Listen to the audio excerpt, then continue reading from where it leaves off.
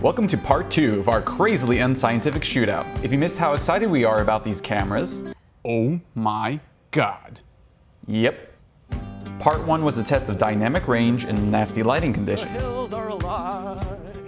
In this episode, we'll be talking about the quality of slow motion. The final episode will compare the amazing low light capabilities of each camera. The Mark III is limited to 720p 60, while the C100 doesn't have any overcranking to speak of.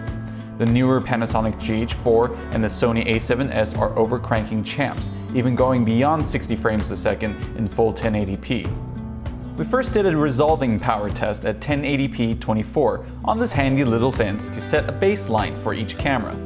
We used the Amazeballs Zeiss 35mm on all the cameras to keep consistent sharpness, but field of view was kinda tough to maintain with so many different sensor sizes.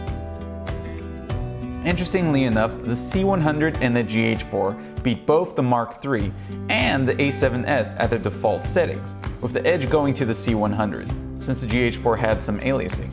We then got to the fun part and switched all the cameras to 60p to match up in speed. The C100 needed some special attention though. So with the C100, there is no overcranking. So what we're gonna do is we're actually gonna record in 60i, interlaced, 2997, and then slow it down in post. How are we gonna do that?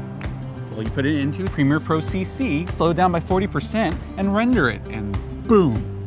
What if you don't have that? What are you using? Final Cut Pro 7? Get out of here, jeez. Leave your camera though, leave your A7s.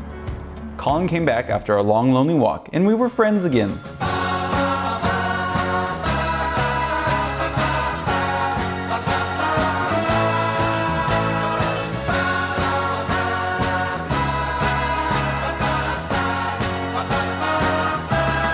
We realized that we didn't quite compensate enough for the different sensor sizes, but after a lot of squinting, the Mark III just looked like crap, so we'll skip that, while the C100 not surprisingly showed some interlaced aliasing.